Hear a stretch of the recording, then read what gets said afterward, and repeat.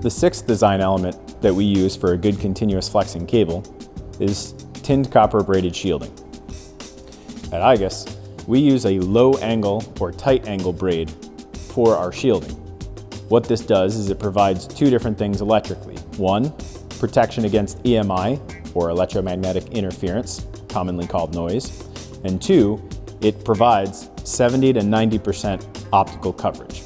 Additionally, the tight angle braiding also stands up better mechanically in a continuous flexing application. That's how igus can guarantee our shielded cables for millions and millions of cycles. Stay tuned for the last design element where we talk about the outer jacket.